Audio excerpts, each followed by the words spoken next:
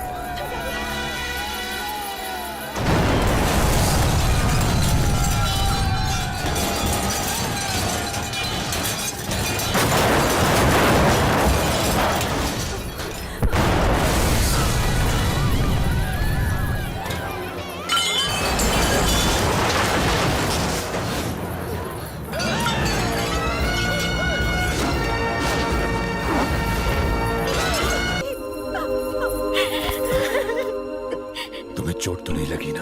नहीं डैडी।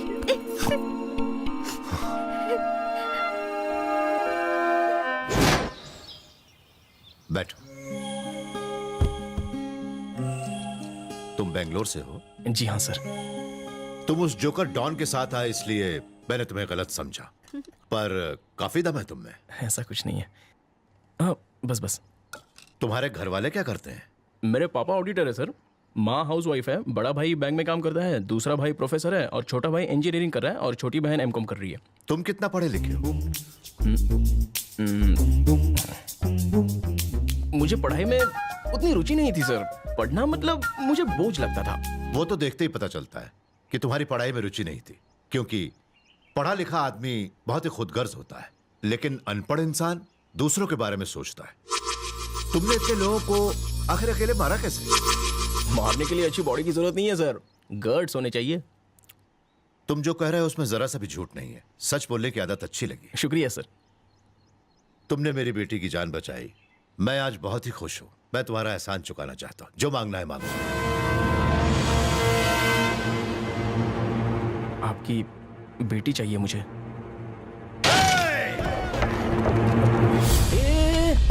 ठंडा लो यार, बात तो पूरी करने दो। सर आपने ही बोला जो मांगना है मांगो, तो मैंने मांग लिया। आप अपनी बेटी की शादी किसी से तो करवाएंगे ही ना, तो मुझसे करवा दीजिए। चुप साले, तूने ये सोच भी कैसे लिया? भाई ने थोड़ी इज्जत दी तो सर पे जाके बैठेगा? इसे उठाकर बाहर फेंक दो।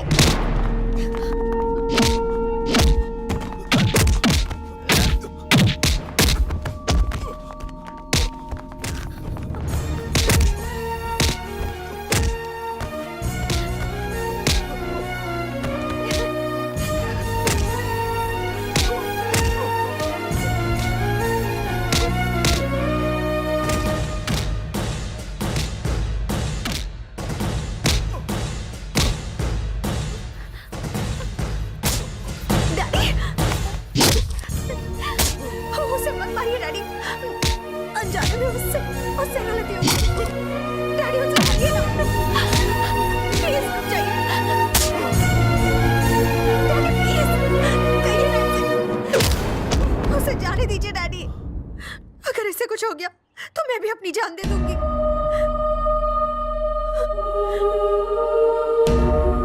मैं रॉकी से बहुत प्यार करती हूँ, मैं उसके बगैर जिंदा नहीं रह सकती।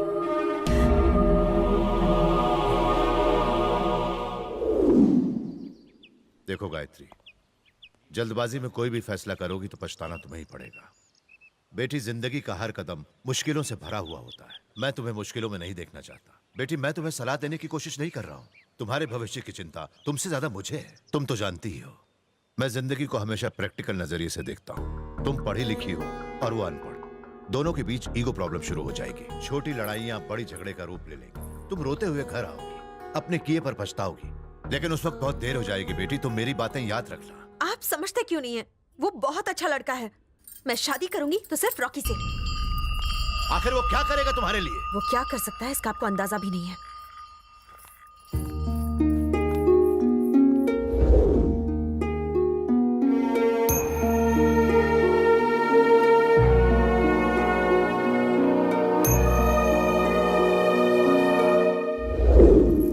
वो मुझे फट्टू समझता है, सही समझता है। मैं बाहर से नारियल, अंदर से पपीता हूँ। पैर मैं दबाऊं और गुजराती थाली खाए तू? स्वीट डिश में रबड़ी खाने के बजाय तुझे उससे रोकड़ा लेना चाहिए था। वापस स्लीपर क्लास में जाने का खर्चा तो निकल जाता और बाकी पैसों से हमारा फ्यूचर बन जाता। वो तो अपनी दौलत लुटाने को तैयार था, पर ये खुद लुट कर आ गया। दुश्मन की गाड़ी। मारने के लिए मत निकालिए इसे। मारने नहीं, भागने में आसानी हो इसलिए निकाल के तुझे दे रहा था। मैं जाकर बाथरूम में छुपता हूँ।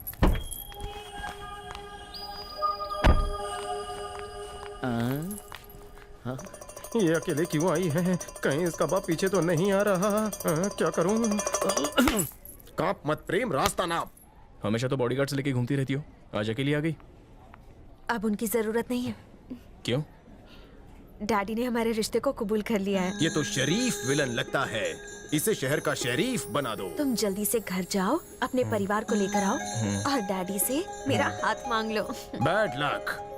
मेरे करियर की 50वीं शादी मेरे आशीर्वाद के बिना की जाएगी, पर फिर भी मैं खुश हूँ।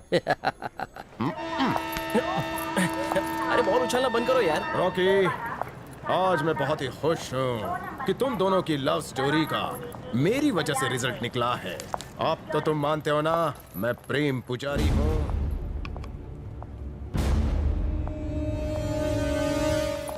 रुको, हम टिकट निकालना तो भूल ही गए। पहले ही कहा था ना, रिटर्न भी विदाउट टिकट जाना होगा। विदाउट टिकट जाना कानूनन अपराध है। इसीलिए मैंने अपना नान चाकू लोखंड मार्केट में बेच दिया और 500 का जुगाड़ कर लिया। ये सब करने की क्या जरूरत थी? अब ज्यादा इमोशनल मत हो, जाकर टिकट लो। अरे नहीं, इससे तो मैं अपनी शादी के लिए नए जूते खरीदूं। मैं अपने लिए प्लेटफॉर्म से पूरी भाजी ना खरीदूं?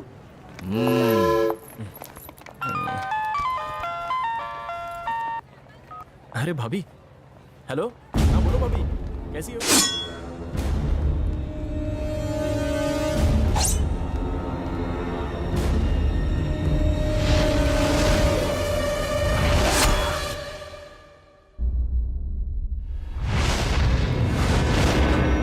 मुझे यहाँ जिंदा देखकर आपके पैरों तले जमीन खिसक गई क्या? कहना क्या चाहते हो? क्यों नफरत करते हो मुझसे? हाँ? भूल गए आपने खुद ही अपनी बेटी को मुझसे शादी करने की इजाजत दी थी? तो अब आपको मुझसे क्या गिला शिकवा है? क्या जरूरत थी आपको आपकी बेटी के सामने ऐसा झूठा ड्रामा करने की? हाँ, बहुत ही पहुंची हुई चीज हो। बेटी के सामने अच्छे बनने की कोशिश करते हो और अपने आदमियों को मुझे मारने के लिए भेजते हो। तुम्हें मारने के लिए मुझे इतनी घटिया चाल चलने की जरूरत नहीं थी।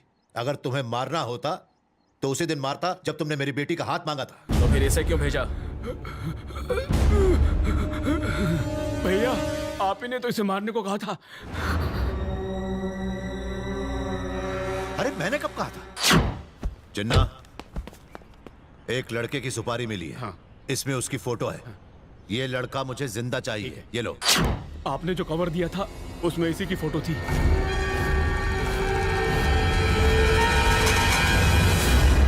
हो गया ड्रामा खत्म?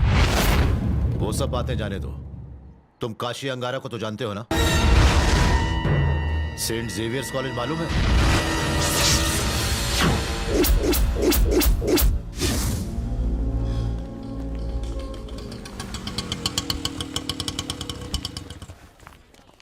तुम प्लीज कहीं जाना मत। 2 घंटे में एग्जाम देकर मैं वापस आ रही हूँ, ठीक है? उस उसके बाद तुम वहां से चले गए, लेकिन आगे क्या हुआ तुम नहीं जानते।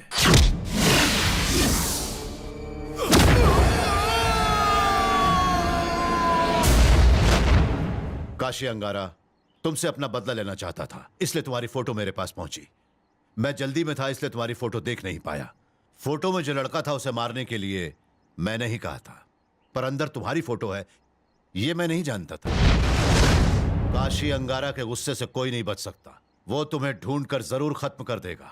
इंडिया के सारे बड़े बड़े माफिया के पास तुम्हारी फोटो है, आज नहीं तो कल तुम जरूर मारे जाओगे।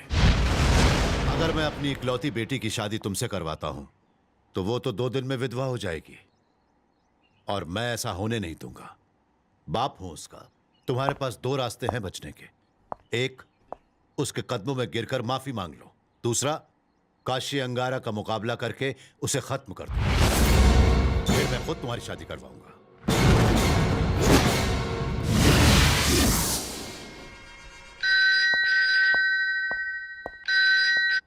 हेलो। पप्पू भाई का खूनी प्रचंडेश्वर के घर पे छुपा हुआ है। किसका फोन? प्रचंडेश्वर भाई के आदमी का। पप्पू भाई का खूनी उन्हीं के घर पे छिपा हुआ है।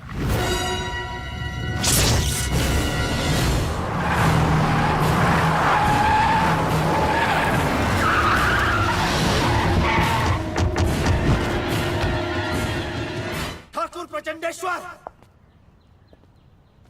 अपने दामाद को बाहर भेज। वो कमीना मेरे हाथों जरूर मरेगा।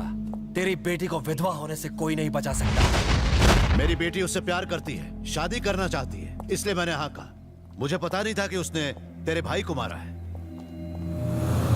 अगर उसने किसी और को मारा होता तो मैं बीच में ना आता, लेकिन उसने मेरे भाई को मारा है। वो वापस नहीं लौटेगा।